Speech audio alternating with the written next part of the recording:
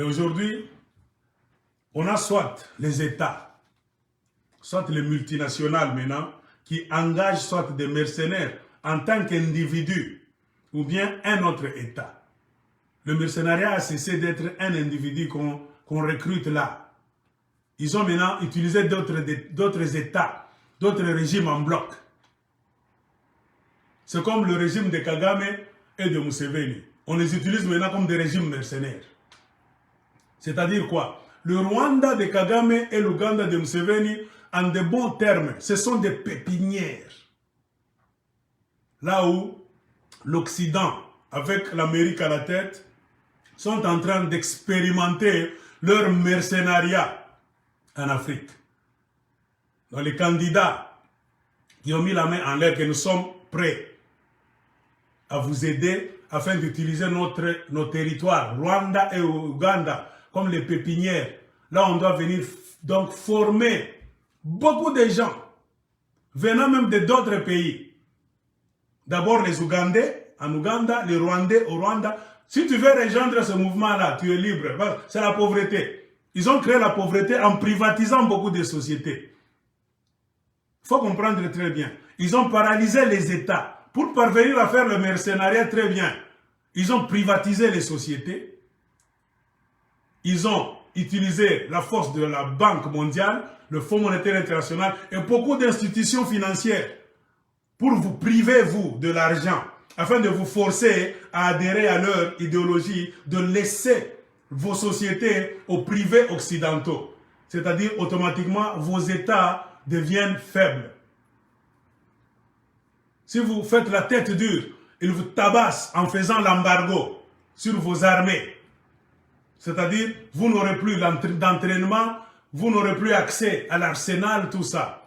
Ils vont donner l'arsenal maintenant aux gens qui sont en train d'entraîner sur un territoire étranger comme des mercenaires pour venir vous châtier et prendre par force ce que vous avez refusé de leur donner de bon gré.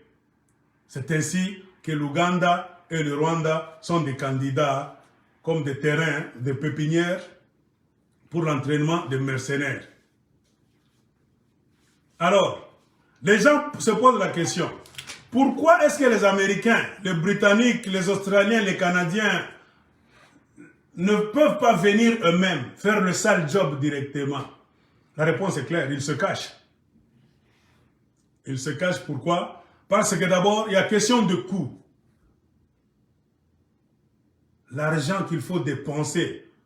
Si les Américains veulent venir attaquer le Congo, donc tout ce qu'ils vont mettre en place pour qu'un militaire américain aille combattre à l'étranger pour arracher les richesses, comme ce qu'ils ont fait en Irak, ça coûte cher. Parce que le Congrès est là.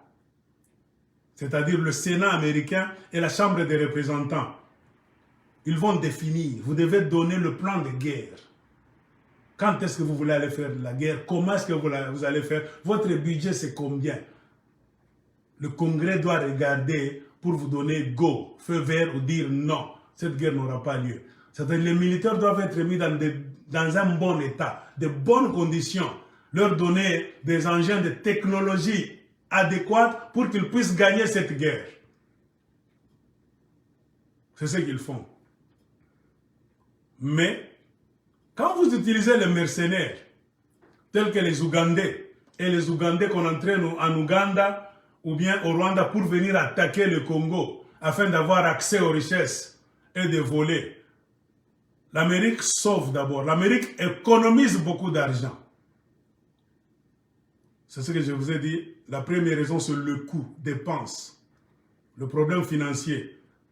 Pourquoi? Parce que le salaire d'un mercenaire, que ce soit un individu simple ou bien un individu amené par l'État, comme un Rwandais envoyé par Kagame, le salaire, on nous dit, c'est souvent 3 fois moins que le salaire d'un Américain sur terrain, ou bien un Britannique qui va combattre le même combat sur terrain. Donc un Rwandais qui quitte le Rwanda, qui traverse la frontière, au Ngomino, au Makanika, tous ces gens qui entrent là, qu'ils soient Rwandais ou bien Ougandais, je vous dis, sachez-le maintenant, ils sont entraînés en Ouganda et au Rwanda par les services de la CIA, les gens de Pentagone, les entreprises privées. Ils ont des camps d'entraînement à des endroits secrets, au Rwanda et en Ouganda. En Ouganda, c'est Masaka. On parle de cette fameuse petite ville Masaka. C'est là où on entraîne les mercenaires ougandais. Quand on finit de les entraîner, on les lance maintenant là où on veut aller déstabiliser et voler. Et leur champ de prédilection, c'est la République démocratique du Congo parce qu'il y a toutes les richesses du monde. Ainsi, on les lance. Au lieu que les Américains viennent faire ce sale job, ils ont signé un contrat tacite, secret avec Kagame et Museveni. Nous allons entraîner. Comprenez pourquoi on laisse l'armée congolaise. On ne s'intéresse pas à l'armée congolaise. Même l'ONU fait semblant. L'Amérique ne parlait pas de l'armée congolaise, FARDC. Les Britanniques n'en parlaient même pas. Mais tous s'intéressent à entraîner l'armée ougandaise et l'armée rwandaise, parmi lesquels il y a des effectifs dans un coin de spécialistes. On les entraîne selon le mode que les Américains veulent. Un genre d'exercice. Hein? On doit leur donner cette arme, cet arsenal. Ce sont les gens que nous avons choisis, venant de l'armée ougandaise et de l'armée rwandaise. Nous allons les amener au Congo pour qu'ils aient la supériorité, la suprématie sur l'armée congolaise. Et comme le Congo, c'est un grand pays, nous allons travailler au four et au moulin. Au Conseil de sécurité, tout le monde est corrompu là-bas. Ils connaissent le COP. Nous voulons aller au Congo, piller et tuer, pour nous accaparer des mines. Tout le monde va fermer les yeux. L'ONU aussi, les casques bleus, ils vont fermer les yeux. Je vais parler des casques bleus à un moment donné, vous dire ce qui se passe dans les casques bleus là-bas. C'est ce qu'ils font. Ils entraînent, ils font tout, maintenant ils les lancent. Les Rwandais iront faire le sale job. Le salaire, c'est 3 fois moins cher, parfois même 4 fois moins cher. Parfois, il y a des Rwandais qui meurent à la place des Américains. Donc Kagame sacrifie les Rwandais et les autres. Ne croyez pas que quand on parle des Rwandais, les Rwandais entrent. Les Ougandais entrent. Même quand ils vont en République centrafricaine, ils étaient au Mozambique. Ne croyez pas que c'est une promenade de santé. Non. On les tue aussi en masse. Et je vais vous dire, quand on tue des Rwandais comme ça, qu'est-ce que le Rwanda bénéficie? C'est encore un problème. Si vous connaissez la vérité, vous allez comprendre que Kagame et Museveni sont des démons. Je vais toucher ce point-là. C'est pour cela qu'on dit, un Américain qui va se battre sur un terrain étranger, il coûte trop cher.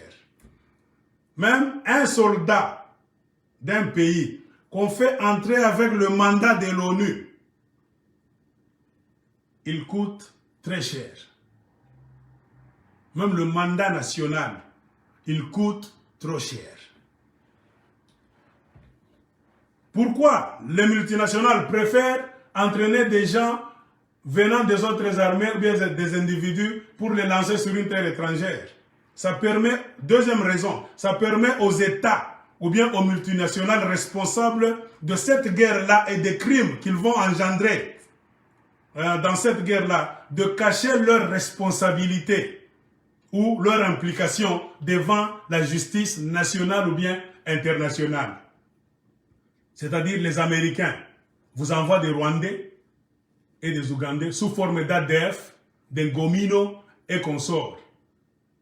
Amenez les Américains au tribunal, même si vous avez tous les dossiers. Ils ont la puissance. Ils vont me dire, est-ce que vous nous avez vu, vous, nous les Américains au Congo, vous tuer?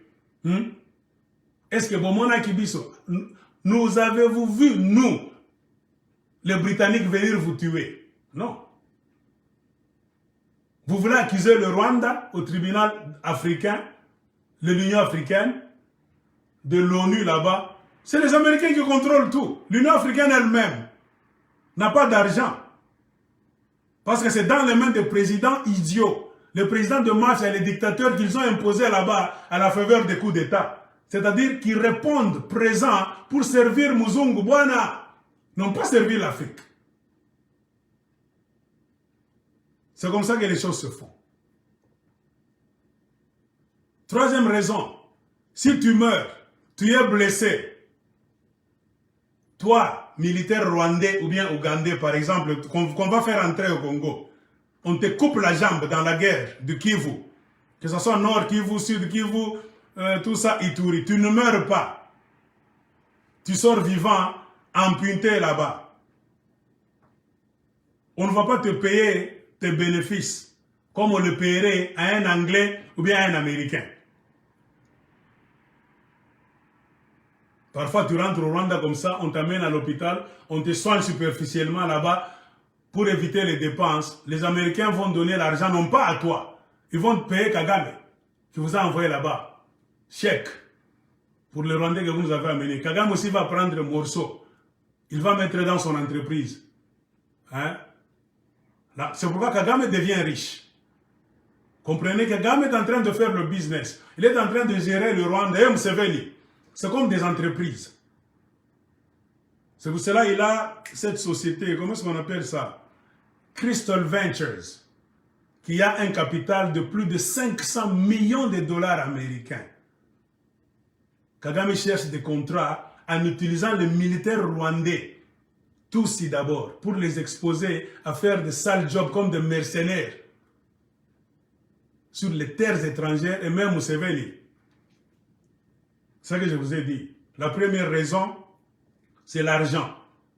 Le même travail qu'un Rwandais va faire, on le paye moins cher. Si c'est un Anglais ou un Américain qui entre au Congo pour voler, la facture est trop chère.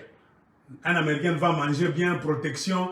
L'arsenal que les Américains vont prendre pour se protéger, la technologie de pointe là-bas pour ne pas mourir, tout ça. Ce sont des milliards d'abord avant la guerre. Pour éviter tout ça, ils dépensent peu d'argent. Kagame, donne-nous tes frères noirs, qu'ils aillent se battre, même mourir au Congo pour voler le coltan. Deuxième raison, j'ai dit, c'est pour permettre de mieux se cacher. Comment allez-vous dire que les Américains vous tuent? Les Britanniques vous tuent. Jusqu'aujourd'hui, quand nous disons, ce sont les Américains qui nous tuent, un Africain ivoirien ne peut pas croire ça. Un Camerounais va dire non, les Congolais sont comme ci, comme ça. Non. Comprenez maintenant pourquoi il y a ceci. Troisième raison, je reprends, la compensation. La compensation. Blessé de guerre, l'argent qu'on va dépenser pour un blessé de guerre, si c'était un Américain ou un Britannique, c'est trop cher. Et on va lui payer cet argent là-bas, peut-être toute sa vie, comme un ancien combattant. Mais un Rwandais qui se blesse là-bas, on ne peut pas lui payer toute sa vie. Si c'est beaucoup, 6 mois. Kagame doit l'assister pendant 6 mois, on verse l'argent, c'est fini. Le reste, Kagame est mis dans son entreprise et le Rwandais là reste avec une seule jambe au village dans la pauvreté. On tourne la page.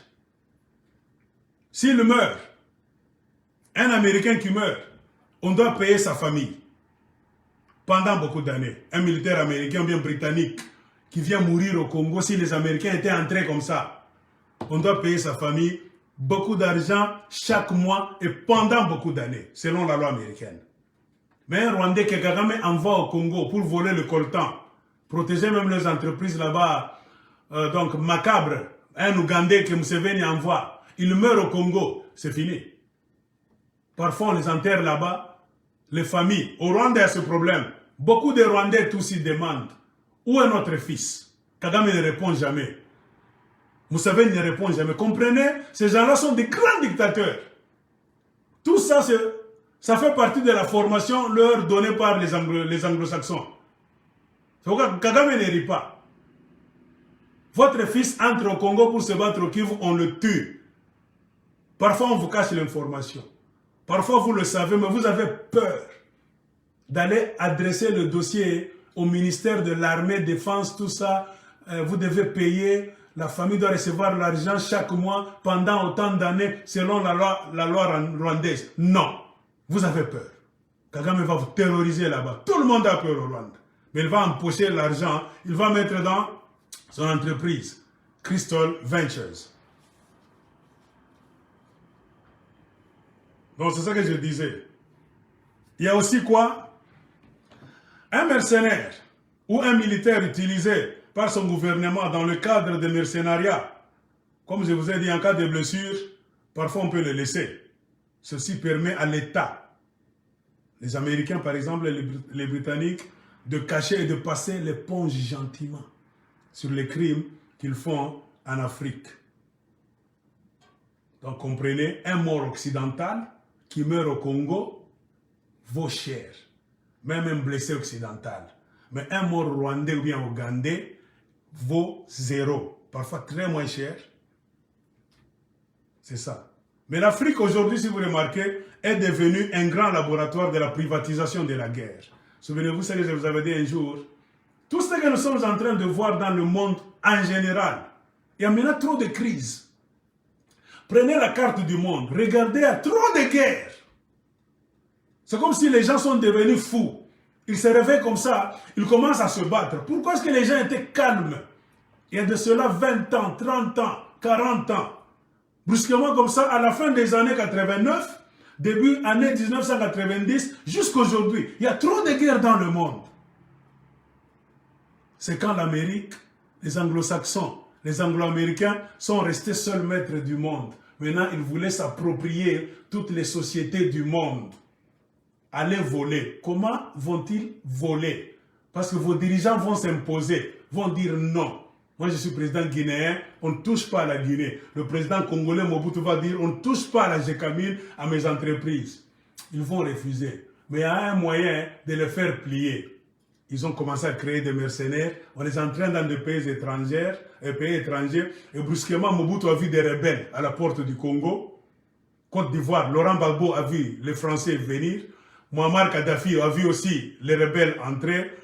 Donc, Mali a vu les rebelles venir. Burkina Faso a vu des rebelles entrer. Mozambique aussi récemment a vu des rebelles entrer. Burundi aussi dérangé chaque fois par des rebelles. Le Rwanda aussi, les génocides appris par...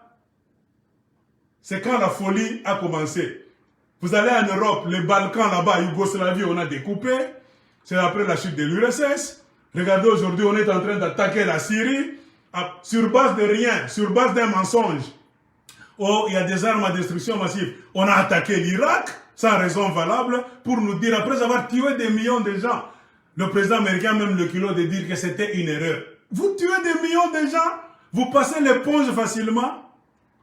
Comme je disais, l'Afrique est devenue un grand laboratoire de mercenariat. C'est ainsi qu'il est remarqué que les États africains ont perdu la capacité de défendre leur territoire ou de protéger leurs citoyens, comme le Congo. Le Congo, c'est l'un des pays, un grand laboratoire. Le Congo démocratique, c'est un grand laboratoire. Là où les Occidentaux en général, les Anglo-Américains, sont en train d'expérimenter leur art de déstabiliser un pays, de tuer l'État.